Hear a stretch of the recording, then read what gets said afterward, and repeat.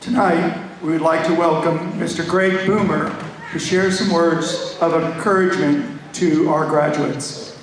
Gregg is the husband, father of 4, an entrepreneur and community leader based in Lexington, South Carolina.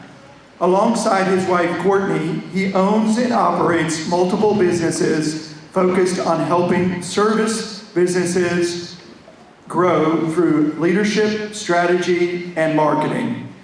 Gregg is passionate about faith, family, personal growth, and making a meaningful impact in the lives of others.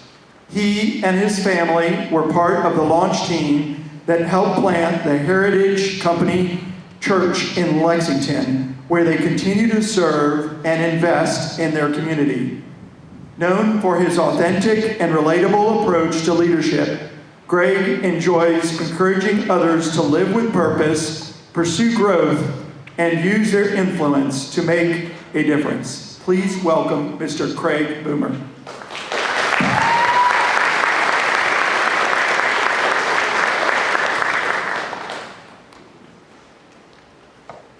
Class of 2026, you're going to die. Hopefully not today, and hopefully not tomorrow. But the reality is that every one of us in this room, our time's going to come. So with the time that we do have, what are you going to do with it? Tonight may not be the speech many of you were expecting to hear, but I do hope that for at least one of you, it is the one that you need. Graduations can often feel like the end of the story, but really this is just the start of a new chapter in your lives.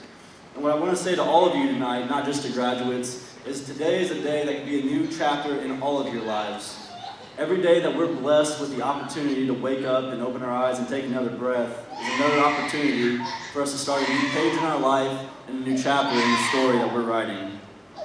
But before I go too far into what I'm going to talk about tonight, I want to start with saying congratulations to the graduates of 2026. Congratulations on the hard work and the discipline in getting to this point. I also want to congratulate you on the opportunity to move forward from your teenage years into adulthood. You're going to be walking into much more freedom and responsibilities, and your life is about to change in ways that you can't even imagine yet. I'm excited for you to get to experience that.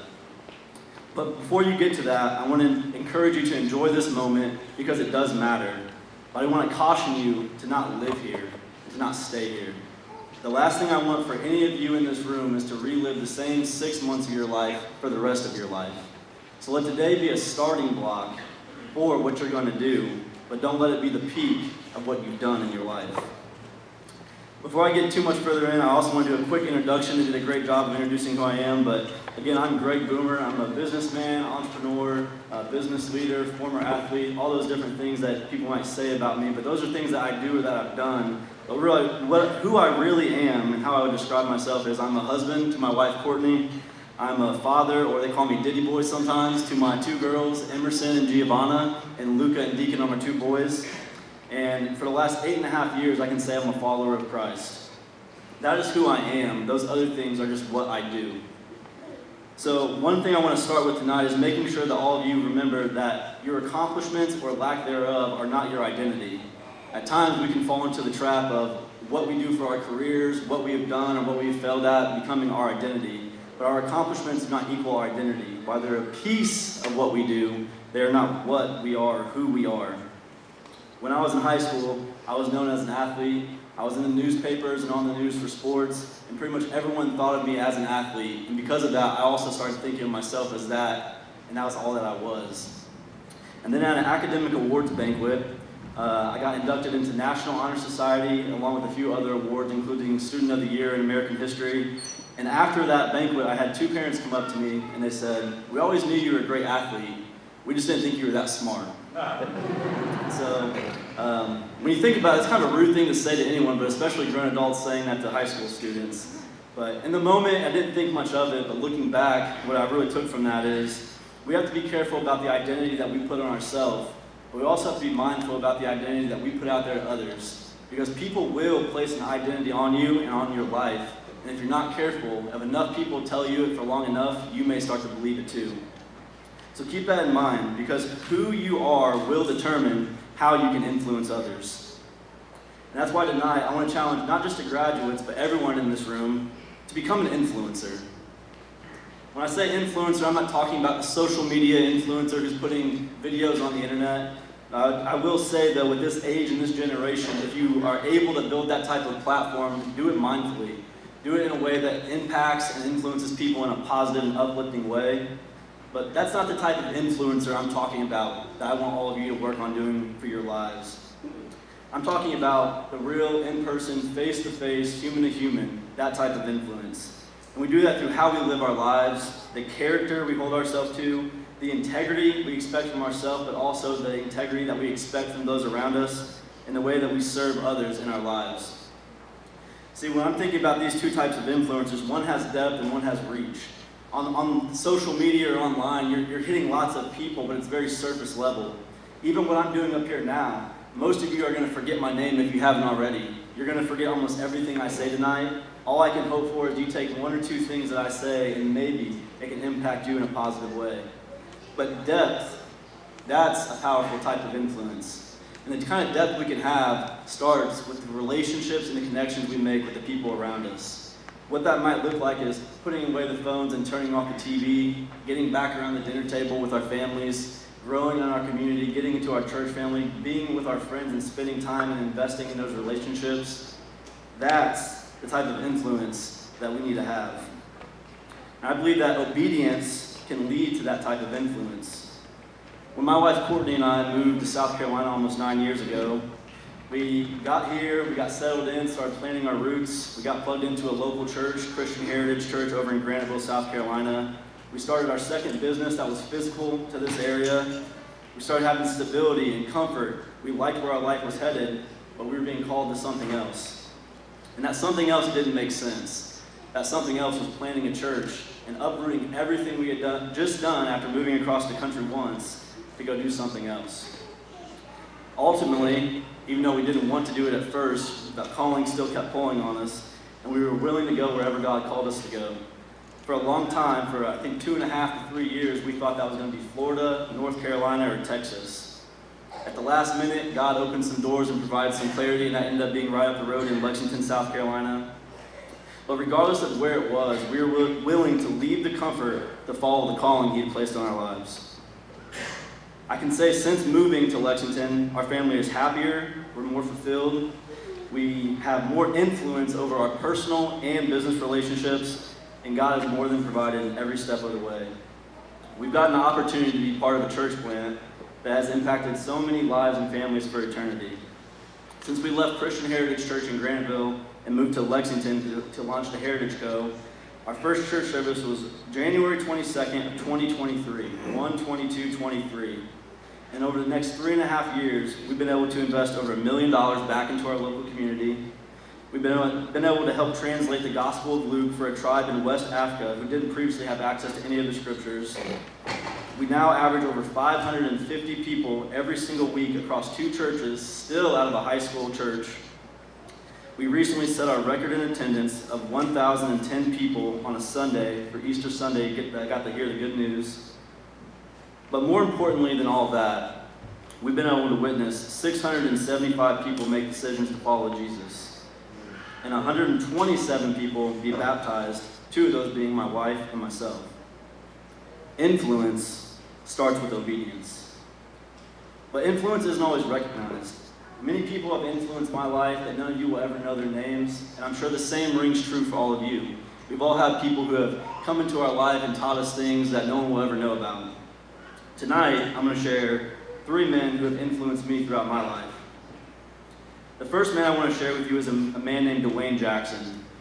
Dwayne was the grandfather of a friend of mine I went to school with and grew up playing sports with. I learned many principles from Dwayne, but the one I want to share with you tonight is to honor your word. So Dwayne was a local farmer. He started a small farm business that grew into thousands of acres and then tens of thousands of acres, and now today it's hundreds of thousands of acres that his family still runs.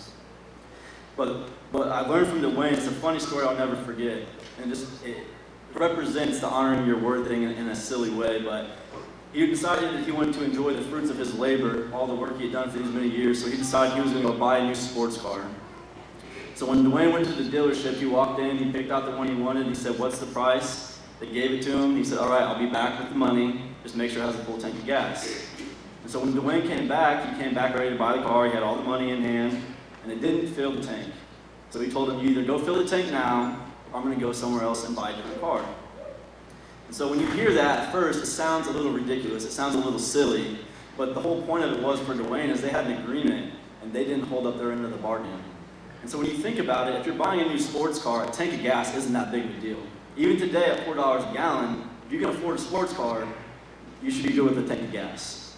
But for Dwayne, it wasn't about the gas. See, what I learned from Dwayne, it doesn't matter how big or how small you say something is. If you give your word, you commit to it, you do everything you can to honor that.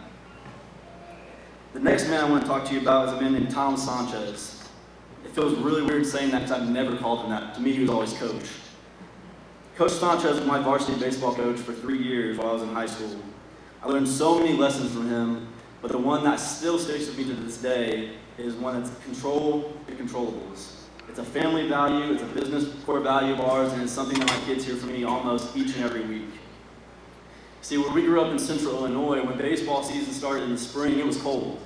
So we would start inside the gym for a few weeks, and by the time we got to go outside, we'd still be in sweatpants and hoodies, Under Armour gear. There would be snow on the ground or piles of snow that hadn't melted. Sometimes it was 38 degrees, 42 degrees, with wind blowing all over the place. So he'd always bring us in, and he'd just say, guys, come on in, we're going to talk about this.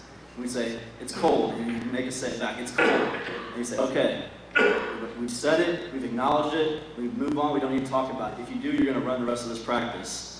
And what he was doing, it wasn't so much about the cold. He was teaching us that in our life, there's going to be so many factors that are outside of our control. All we can do is control the controllable. That's ourselves, our thoughts, our actions, how we treat others, how we treat ourselves, and the things that we do. Everything else, you have to give to God and move on. The last person I want to talk about tonight is a man named Justin Heydrich. Over the last 8.5 years, Justin has become one of my best friends. He has taught me so much about servant leadership and so many other things. Our families have grown up together, and he's had a huge influence on my life. Whenever I first met Justin at Christian Heritage Church, he was leading life groups for the whole church, but that wasn't his full-time job. He did it as a volunteer. He worked at the nuclear site. So he had to be up at 4 in the morning every day and drive over an hour to get to work. But then on life group every single night, or every single week, once a week, we'd get done at 8:30 or 9 o'clock. But every single time it seemed like there was someone who was going through things. Life gets heavy sometimes, and he would make sure no matter if it was 10, 11, 12 o'clock, he would stay up with them and be there for them until whenever they needed to go, even though he had to be up at 4 in the morning. Throughout the week, he would make himself available, sacrificing time, getting stuff done around his house, sacrificing time with his family to make sure he could show up for people whenever they needed him most, even when it was inconvenient. I'll never forget a time where Justin and I, we went to be there for a buddy of ours who was in the rodeo. He rode bulls. We drove out to Edgefield. We sat there in the pouring, freezing cold rain for 2.5 hours to watch him only stay on the bull for about 4 seconds. It was brutal. But that's what servant leadership looks like. You show up for people, you do things that are inconvenient, and we can do that for our family and our friends. It's not about how people can serve you, it's about what you can do for other people. Justin is the epitome of that. And see, the reality is none of you know those names, and if you haven't forgotten them already, you will. But they've influenced me, and now hopefully I get to influence you just a little bit. And that's how it works, because that is the domino effect of influence. You see, every one of us in this room has a role to play in the influence of other people's lives. For most of us in this room, we're just going to influence the one. And maybe for 1 or 2 of you in this room, you might have the opportunity to influence millions. But it doesn't matter if you're the one who influences the one or you're the one who influences the many. Influence multiplies. That is the domino effect. You see, there's a grandparent in this room tonight who has influenced and will continue to influence one of their grandkids. And that grandchild is going to go on to influence, impact, and serve millions of people over the course of their life. And you're not going to get to see it because you're going to die before it happens. But that is still okay, because you will be the domino in the chain of influence that's going to lead to the future that's going to happen anyways. That's the beautiful thing about the domino effect. So don't wait. What is your legacy going to be that you're going to leave behind? You see, I want to challenge not just the graduates here tonight who are moving into this next step of life, but everyone in this room. Do it now. Take action and don't wait. Because what I'm going to say to you guys, you might not understand yet, but you will as you get older, but there's going to be some older people in this room who have felt this and thought about this. Most people wait too long. And too long turns into never. Because time gone is gone.